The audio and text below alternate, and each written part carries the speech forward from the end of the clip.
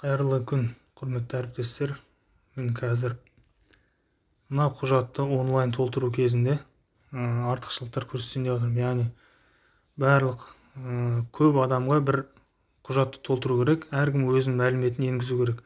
Осыны онлайн форматта өткізіп, яғни через интернет барлығы синхронды түрде орындау, осыны көрсетпекшімін. Бұның артықшылығы: бір адам барлық мәліметті жинақтап отырмайды, әркім өзінікін енгізеді, сонымен жұмыс аяқталды деп есептесек болады.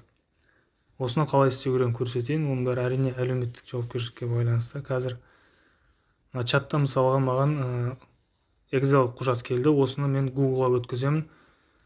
Және де чаттың кейбір хабарламалар өшті, себебі кең көпшілікке қолданғанда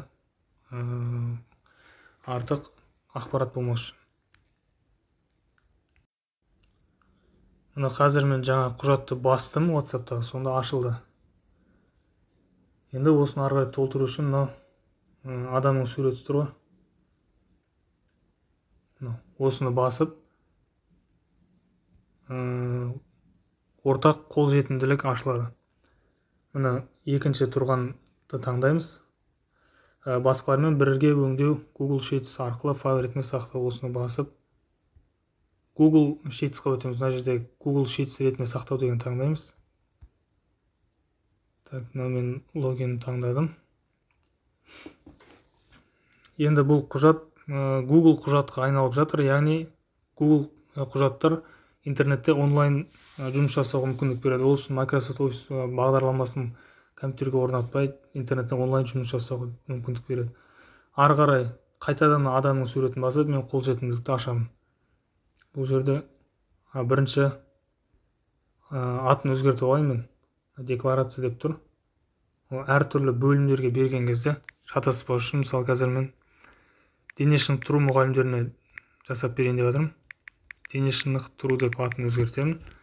Одан кейін қолжетімділікті ашамын тағы да. Енді бұл жерде рұқсат беру керек. Құлыптың суреті тұр, осыны басып, шектелген деп тұр. Осыны өзгертемін. Сілтемесі бар кез келген адам, шектеулі, соны басып, редакторды таңдаймын. Яғни кез келген сілтемесі бар адам, менен сілтемені алған адам өзін редактировать ете алады. Назад жасаймын. Мына уже интернетте кез келген адам осы сілтемемен өзгерте алады, құжатты өзгерте алады. Осыны рұқсат алдым. Енді мынау сілтемені көшіру батырмасымен сілтемені көшіріп аламын. Сілтемені көшіріп, одан кейін WhatsApp арқылы сол сілтемені жіберген кезде осы құжатқа сілтеме ашылады. Сосын әр адам өзі мына құжатты толтыра береді. Және бір адам толтырып атқан кезде келесі адамды ашып, бір мезетте толтырып атса, оған ұяшы қызыл болып көрінеді. Осы жалпы. Қосымша айта кетейін, жаңағы таблицаны